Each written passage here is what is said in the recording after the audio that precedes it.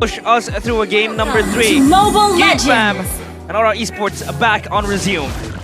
Let's see who will find game 2. Will it be Geek equalizing, forcing a game 2, or will it be Aura finding the clean sweep, ladies and gentlemen? Gogun back in the utility department. So this could, we won't see him exert those flashy playstyles like he did with the Nolan. But I feel like that's where he excels. In the objective team fight, oh yeah, has skill. He's just trying to melt down a boy in that altercation. Yeah, taking a look at the emblems here. It is Luke actually with the lethal ignition, so he wants to go for full damage. Gugun, whoa! That's evasive and he move wins again. Oh, Gugun finding the right Yeskill in the top side will find the first blood. Gugun now receiving damage, looking for an escape, and he will. And that's another early first blood for Aura. Crazy fast clear, man. Aura have just been utilizing these fast clears every single game. Gugun on the box shell will clear much faster than the Fredrin. And we saw it just utilized completely by Aura. The fact that Yaoi again was able to delay Hazel for a bit on the orange buff. And Gugun just winning the red tree battle. He wins it. He wins it off and on the Lord or Turtle, even on the buffs. So Gugun already trying to exert even more pressure. Of course, Aura again, getting that first blood. Again, it's Beloyski that has to fall, Kabuki. So gonna be safe. And I think now, for the side of Aura, they will, play a much more physical-centric type of game with Yehaskiel being the supplementary support in this type of situation. Yeah, weak side for Claude here, so Kabuki has to be very careful. Chidera has the Master Assassin, so this dive could be it could be done. Okay. Hard guard. Okay, hard guard and a blazing red invested. Yaoi missed on that wild charge though, and that is the saving grace. Geekfam will not lose a member. Yikes, the wild charge was there to punish, but it just did not connect. And they lost one potential kill towards Chidera. I mean, the Brody could still survive, especially on how much of a lane bully it is. So I think Chidera won't really have that much of a problem. But again, Kabuki will have skill on his wings. Sure. I don't know if it's just me, but it just feels like Aran and Luke traded places, right? It's Luke on the Benedetta and the Paquito in this match. And Aran's on the X-Borg and the Barats. It just feels like they swapped their playstyles completely here. But yeah, I feel like Yaoi here right now, very, very, very annoying. 3 annoying here. Yeah, oh my god! Oh, final blow, defensive one, around under the turret, and Luke will find the clear, but no, that's insanity. Will secure the kill first. Now, moving on towards the top side of the map, it is actually Kabuki now who is trying to defend under the turret with the help of Angela, but Kabuki will fall here by Hazel, no, by Chidera, and it is actually Yehaskiel here now trying to survive. Charge on towards you, but there is not enough damage to take any members of Geekfam down as Yehaskiel flickers out and he survives. They spent 4 members trying to dive down towards Kabuki. Thankfully, they had that another realm to back them up in the dive. Kabuki, of course, was trying to be saved by Yehaskiel with the hard guard, but it just wasn't enough. And that's well played. Against Brody, that's what you need to do. You need to stop the Brody at all costs from taking turrets. That's how the Brody can really start to get online around the map. Once he gets one turret, he lane swaps over to the other side and gets more turrets to snowball even harder. So the fact that they delayed that turret take up top, I think Geekfam might have to just go for turtles now, and it does seem like that's what they're trying to do. Game fact though, Florin was last used in MPL ID Season 12 Grand Finals by Onyx when facing Geek, but they didn't manage to secure the victory. Florin hasn't done too well in MPLs. Your final blow already popped. Turtle reset it. Hazel now receiving damage, but the wild charge will lock Hazel down and will take him down by Gugun.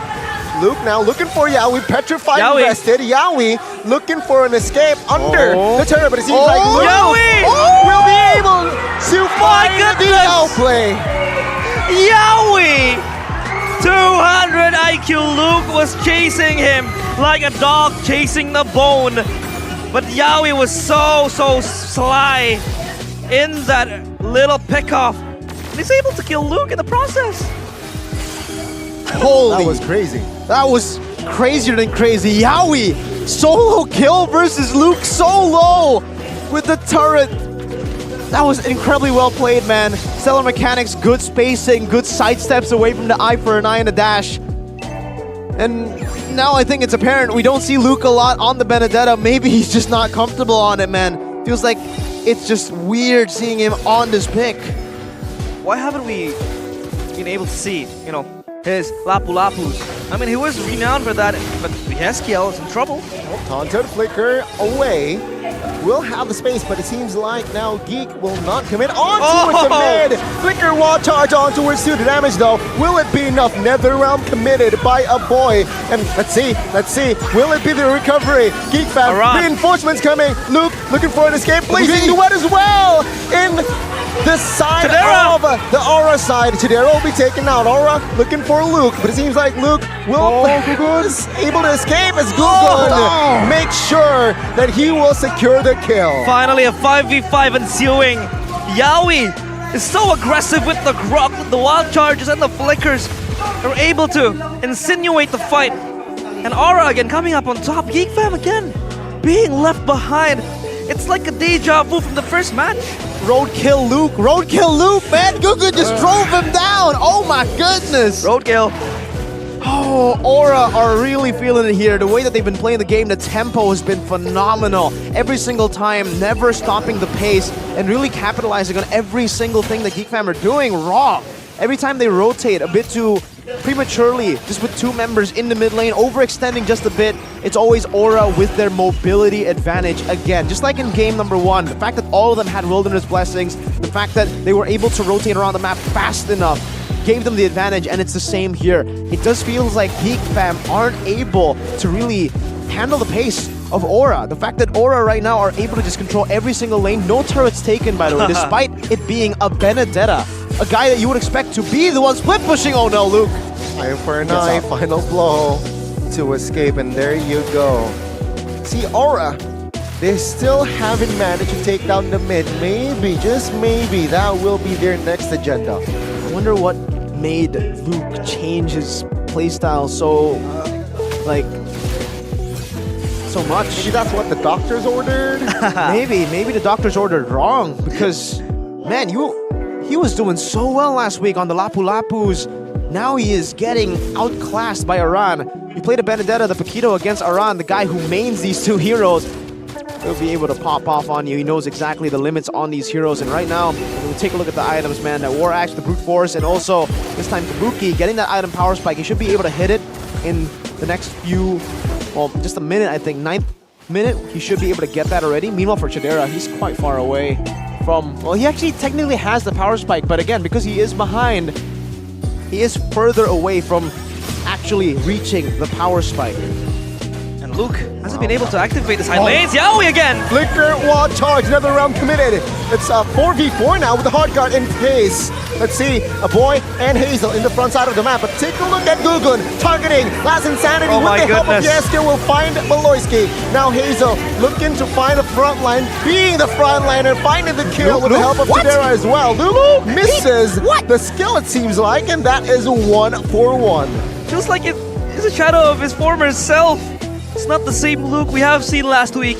I mean, looking back at the first game, he wasn't able to activate the side lanes as a Paquito, and now as a Benedetta, feels like he can't activate the side lanes, and his mechanics are not comfortable enough. No, not at all. On the Paquito, and especially on the Benedetta, my god, that wall dash. The Phantom Slash to the wall too.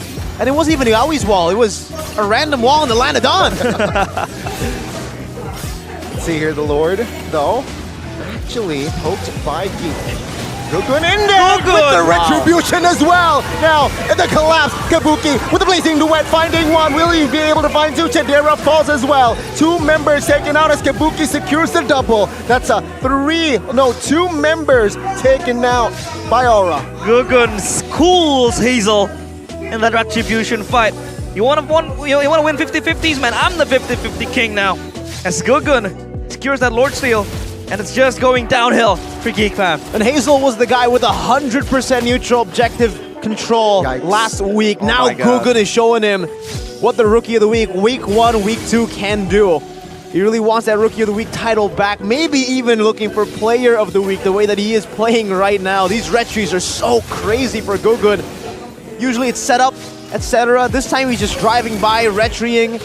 My lord, this is a scary, scary team right now. It looks incredible. And Geekfam are absolutely flabbergasted. Kabuki already with the corrosion side. He went for Wind of Nature first, not the corrosion side. That's why in the 9th minute he picked up the Wind of Nature and actually has helped them against Chidera so that he does not get bursted down. There's no kill threat for Geekfam against even Kabuki at this point with a hard guard and Wind. Draft is not able to supplement them in the prolonged team fights. I mean, they have to, you know, basically 2 lives in the Nether Realm and Beloyski with a flask. This was the Florian with the healing, but Aura Esports is just able to, you know, stomp on them. 2 kills so far towards Geekfam's name. And Aura Esports just looking to ravage everything. Not even a silent activated, not even a tier 1 turret. No. Able to be conquered by Geekfam. So this is trouble for them. Feels like they're not being themselves. They severely lack damage too on top of that, right? Let's talk about the damage first here because Luke has the Heptases and Sea Halberd. He's not going to get through any of these frontliners with those 2 items. Not yet, at least, until he gets the Milfic Roar. And a boy has been delegated down to just utility job. He has an NOD and an Enchanted Talisman. Nowhere near enough to go up against these tanky members who... Oh my, Gugun already has an Anti-Cuirass, Sky Guardian helmet, and he's building towards an Athena shield. So good luck dealing damage to these frontliners. Chidera, it's crazy. They're so behind when it comes to items. And again, the V recalls! The spice. Stop it! They're already dead! And a boy and Chidera and Luke following up in the feast. This is just a massacre. Geekfam having to lick their own wounds. It's like the same old scenario again as game 1. Feels like they're just waiting for their own demise to imminently happen. Yeah. Aura is just everywhere around their own faces. Because that's what will happen when you give a lineup like this, a Baxia. It's basically full dive comp, right? Aside from Kabuki, who will be the damage dealer, who can also dive, by the way. It's a very multi-dimensional hero pick there with the Claude, full items already with the Windtalker too. No boots. Oh no, he actually does have boots. He didn't go for Milfic Roar. So full items with the boots. They have control everywhere. They have tempo everywhere. The Angela as well, split pushing in the side, forcing Geekfam to make these errors. Oh, the damage, man! Oh my lord! Even forcing Beloyski to pop the bloom just to save Luke's life before the Lord. Let's see though. Will it come up? Wow, soon. Kabuki packing a punch. He's just ready to step forward and getting They're those recalling too. kills. They're having fun at this point, right? Recall fun. I mean, it's the All-Star Rave. They have to be having fun. True. They have to. And so far, Aura Esports, specifically Gugun, has been very solid in the box. In hindsight, would the Joy be better, or you know, you're fine with the box, Angela? If they play like this, I don't think it does. I don't think it matters that much. You know, both. I think with the Joy, they could have definitely made it work. Maybe even more. Looking at how the game is being played right now. But they're going to crash the base turret and take it down without the Enhanced Lord. Wow. See here, Gugun versus Hazel. First game, 0 Turtle, 0 Lords for Hazel. Second game, likewise. Luke now receives damage. Top lane turret will be taken out next mid.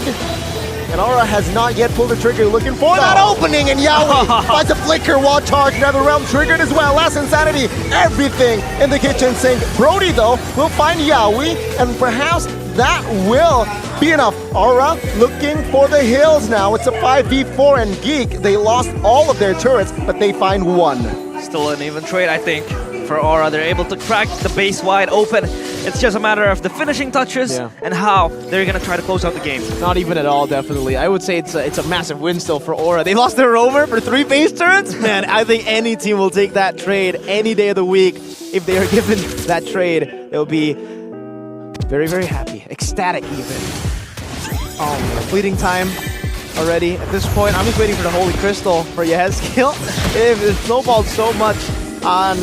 It does seem like, yeah, Kabuki has sold his boots, Milfic Roar, there it is. In case you think that the Claude hasn't been doing too much damage, here's a bit more. Onto the frontliners now, the Anti-Curse, the Blade Armor for Hazel. Yeah, no, that's not gonna help. The Dominance Ice, only 1. Now only spotted one Dominance Ice, and it's on the Grok. So, okay, there's Yehezkiel with the NOD, that's why. So they already have two. Meanwhile, let's take a look at the other side. Glass Cannon build for Shadera, actually. With the Malefic Roar, Sea Halberd, DHS, and the Heresy, so he doesn't go for Wind of Nature. Not even Rose Gold Meteor, so right now, no defensive items for Shadera. At this point, I'll have to say, that's probably the best build for him, the Glass Cannon. Go big or go home. Same thing in game one, but this is the harsh reality when you are this far behind with no turrets. You will not even be able, for the most part, to enter your own jungle. Yaoi is there, the Rock. The Rock. And he has been a very solid Rock at that. I mean, now, Geekfam naked without their turrets.